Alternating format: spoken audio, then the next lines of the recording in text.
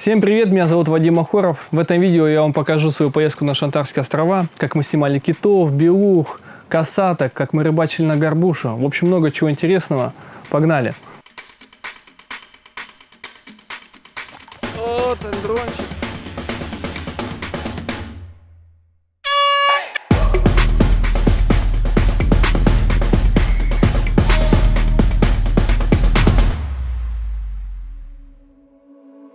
Почему именно Шантары? Потому что именно на Шантарах можно наблюдать за китами, а именно за гренландскими китами. И они приходят сюда в больших количествах. На некоторых фотках можно их насчитать, там даже несколько десятков. Я, честно говоря, надеялся тоже на что-то подобное, но погода дала свои корректировки. Ну и, в принципе, киты – это, на самом деле, частичка везения должна у вас быть.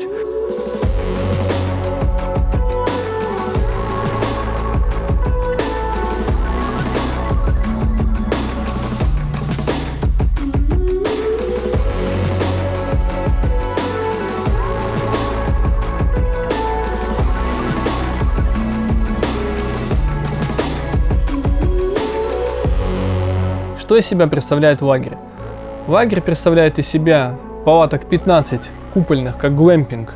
Это жилые палатки, и также две большие, это столовые. Почему-то здесь их называют кают-компаниями, но для меня больше привычно столовые, мы же не на корабле. Чтобы добраться на Шантары, нужно пройти достаточно сложный квест. А завтра будем смотреть китов, до которых мы будем добираться около 10 или 16 часов.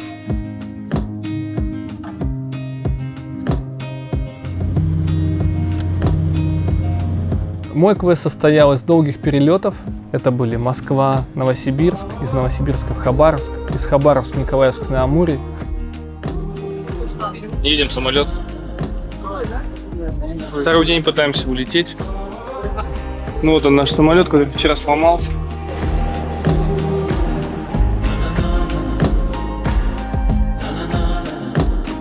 Ну вот мы прилетели в Николаевск на Амуре, написано аэровокзал.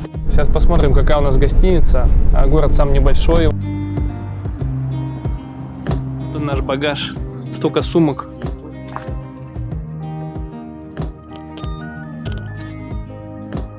И только потом мы сели на катер. И в течение 12 часов мы плыли до лагеря. Ну вот мы направляемся на Шантарские острова. Нам идти, наверное, еще часов... Сколько? Часов 8.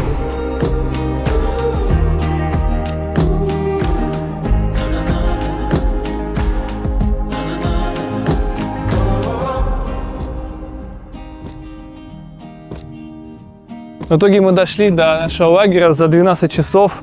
Я, честно говоря, устал плыть, потому что это очень монотонно, ничего не происходит вокруг. Почти 3 дня у меня занял путь, и обратно будет такой же длинный путь. И именно поэтому, чтобы это как-то компенсировать, мы приехали сюда на 11 дней, чтобы у нас было больше шансов увидеть китов, больше шансов на хорошую погоду.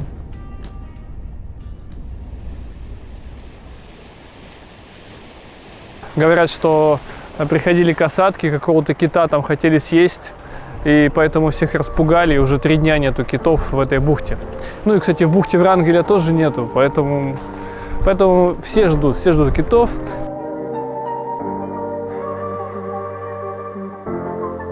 И на рассвете мы увидели сразу 4 кита. Это, конечно, было невероятно.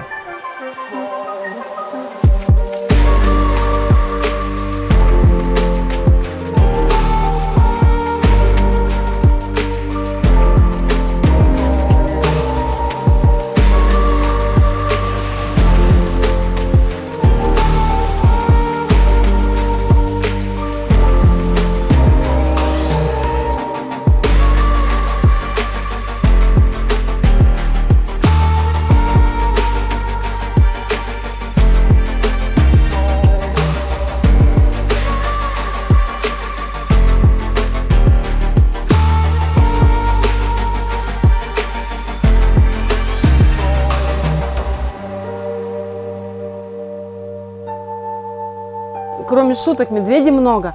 Я бы очень не хотела чувствовать вину за то, что с вами что-то случится. Всем привет, меня зовут Евгения, мне 39 лет, я из Владивостока. В компании Шантар Travel я работаю гидом. на катамаране «Одиссей», а на берегу нашего базового лагеря я гид на сапах. Господи. Как правило, на сапах с китами мы выходим сюда. Ширина залива, если я не вру, 15 километров. 15. Те, кто на сапах давно плавают, продемонстрируют, что они умеют на него забираться, и вы можете плавать вдвоем, тогда все, ну как бы я не буду вас беспокоить. Ты берешь вот этот сап, он самый маневренный. То есть самый маневренный сап – это вот этот. Хорошо, если ты мне не веришь, возьми другой. Возьми другой, берешь вот этот сап. И проводим вот так вот чик, я делаю поворот назад. Вот так проходит наша первая тренировка катания на сапах. Наша задача сейчас показать инструктору, что мы умеем в случае падения в воду обратно выбираться на сап. В принципе, мы это уже даже показали. Все участники нашей команды смогли это сделать. Я в том числе, потому что у меня опыт есть, у меня свой сап, мы катаемся постоянно там по рекам. Вот сейчас, так что можно уже будет идти плавать с китами, когда, конечно, киты подплывут. Когда наши гости приходят на берег, в наш базовый лагерь, то очень часто я выхожу с ними в море на сап-экскурсию, и на сап-бордах мы наблюдаем за китами. Потому мы с тобой в гидрокостюмах. Море холодное, температура воды 2-3 градуса. И без гидрокостюмов мы находиться в ней не сможем. Без гидрокостюма нахождение в воде достаточно для того, чтобы последствия для организма были... Переохлаждение. Да, будет переохлаждение и дальше смерть.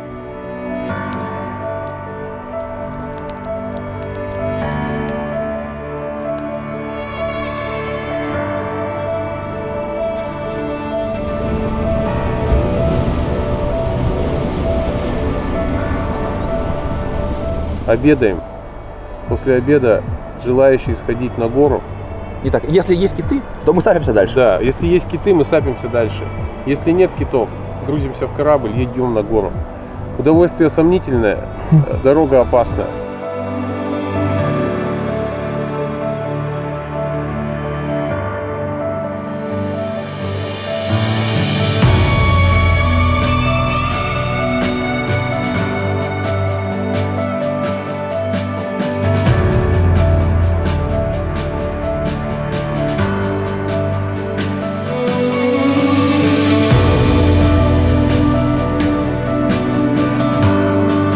Также медведя видели с медвежонком, то есть медведицу.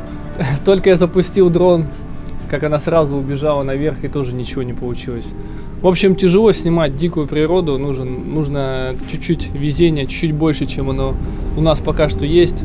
Но мы тут еще надолго, я думаю, успеем сниматься. Мы сейчас находимся на мысе Тугурку. Это мыс, который разделяет залив Николая от залива Александра. То есть вот напротив нас, из-за тумана не видно, другой мыс, который вот проводит параллель между одним заливом и другим заливом. Дорога была опасна тем, что мы шли по медвежьей тропе, и до этого года по этой тропке ходили только медведи. У нас есть средства защиты от медведей. Специальная собака, мы ведем себя шумно. И зверь, когда слышит нас издалека, он старается уйти. Зверь понимает, что человек это опасно, и поэтому уходит. Выполняю обязанности главного пионер-вожатого. Все, кто здесь находится, это, скажем так, пионеры. Здесь мы находимся, мы закрыты от ветров с нескольких сторон. И поэтому шторма и сильные ветра для нас на данном месте не сильно опасны. Туман тоже враг наш, он не дает увидеть то, зачем приезжают люди. То есть, во-первых, это опасность передвижения, в тумане ничего не видно. Много медведей, и медведи здесь очень опасны. Поэтому, когда люди приезжают к нам отдыхать, всех инструктируем, чтобы были крайне осторожны. Это место очень интересно, наверное, для животных, за которыми приезжают люди. Их здесь собирается достаточно большое количество. Их можно наблюдать невооруженным взглядом. Биение хвостов, выпрыгивание и тому подобное. То есть можно увидеть все. Все, кто к нам приезжает, все видят китов. Вопрос только сколько их и насколько близко он их видит.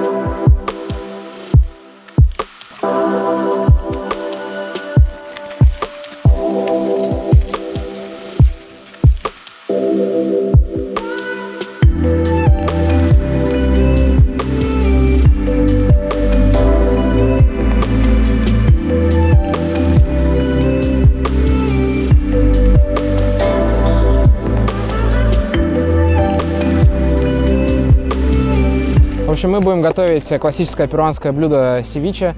Это сырая рыба, обработанная кислотой. То есть эта рыба не подвергается термической обработке, но по факту сырой она не остается, так как повышенная кислотность лимонного сока, соевого соуса обрабатывает мясо, и оно обваривается кислотой, становится таким белым и слегка приготовленным.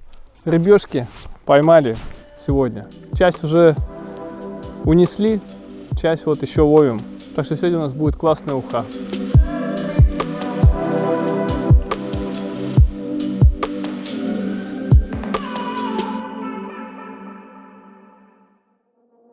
Когда смотришь прогноз, то есть он говорит одно, на самом деле другое, происходит третье. Такие места, где погода может меняться на раз-два.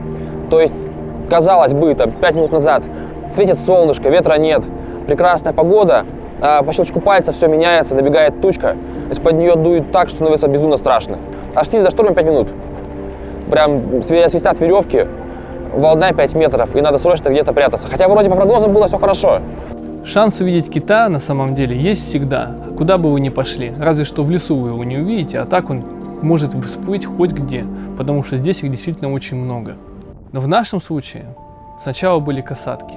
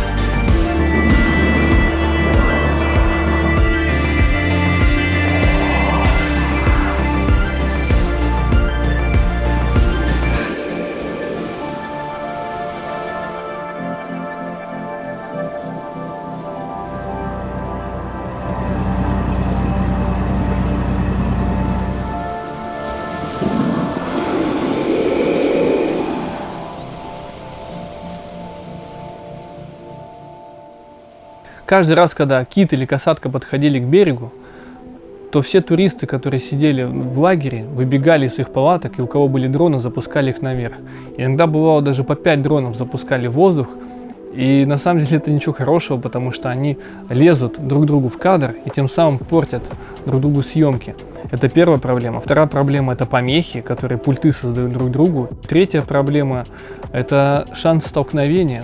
Несмотря на то, что это очень сложно сделать в 3D-пространстве, все-таки это возможно.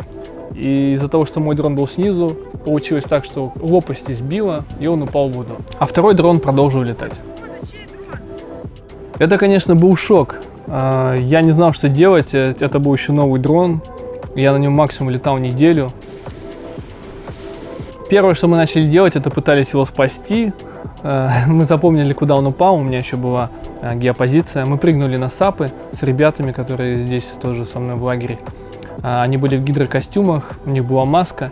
Мы попытались занырнуть в воду, чтобы достать его, но был прилив, были приливные течения, был ветер, и нас сразу сносило с точки, и мы ничего не смогли увидеть. Это были такие эмоциональные качели, потому что буквально час назад я был на пике эмоций позитивных, а сейчас у меня утонул дрон, и мне уже стало совсем не до веселья. И мы договорились, что когда будет отлив, мы попробуем его достать. И через 2 дня мы заныривали вниз, точно так же с сапов, но уже по низкой воде.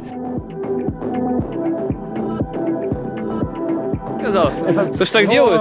Я так не делал. Ну а что делать, если нет утешителя? Поймали дрон! Нашли! Вот он, дрончик. О, какой тяжелый, он уже, у него ржавчина полезла вся. И все-таки у нас удалось это сделать, мы достали дрон. И самое, что крутое, понятно, что дрон, конечно, уже все, умер. Вот она причина того, почему он упал, потому что мотор сломался, собственно. Там у него везде соль полезла просто вообще. Самое крутое, что материалы остались. А материалы там были с целого дня, и очень много съемок было с китами. Только что мы плавали на сапах, и я вот сейчас пытаюсь записать первые эмоции. Короче, смысл в том, что кит плавал около нашего лагеря, туда-сюда, и я это все снимал с дрона. И в какой-то момент я подумал, что к черту эту съемку, надо хватать сапы, нырять и прям бежать к киту. И, короче, я кинул сап на воду, забил на то, что в кроссовках, побежал в воду, прыгнул, короче. И благодаря тому, что один дрон снимал кита, я знал, где кит, я греб, что из сил за китом, и в какой-то момент я увидел, что под водой огромный хвост вот размером с мой сап просто вот туда-сюда поднимается.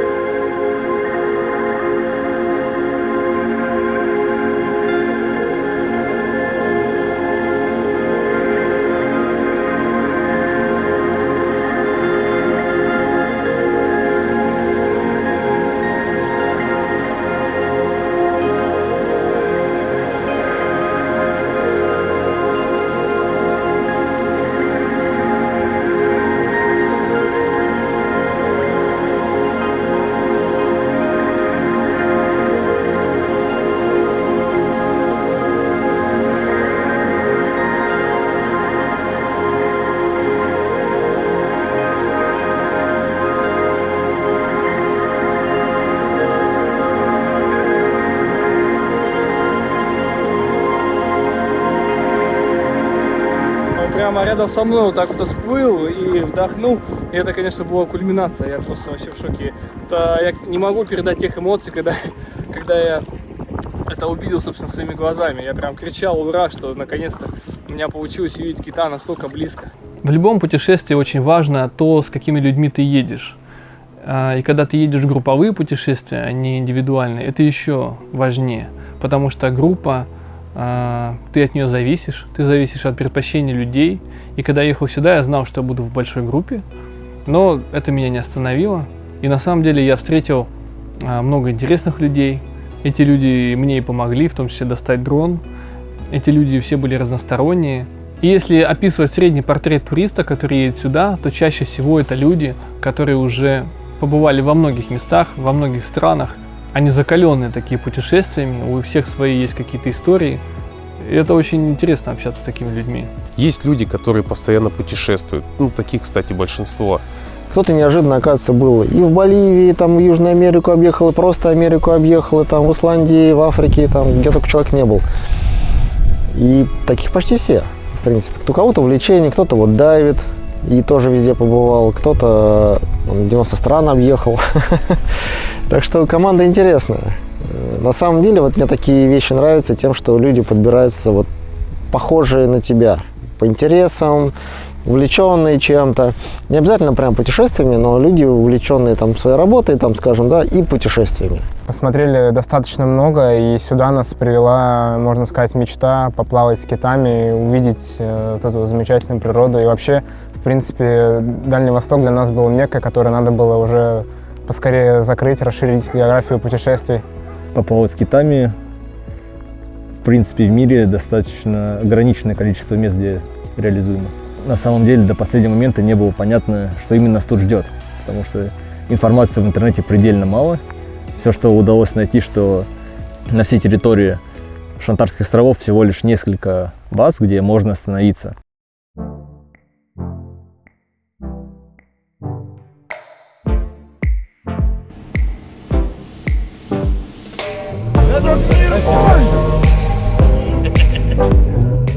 Вместе с нашей группой мы шли на мыс Врангеля и увидели, как 5 медведей едят тушу белухи, которая выбросилась на берег.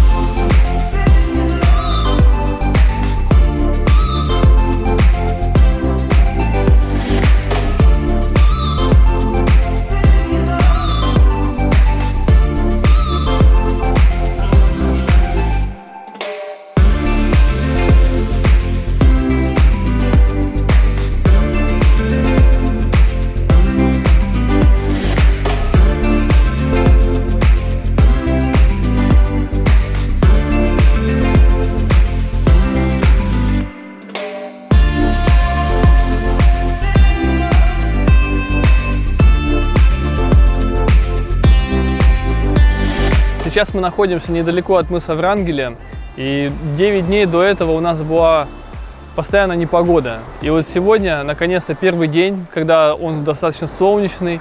Конечно, туманы есть, но они то приходят, то уходят.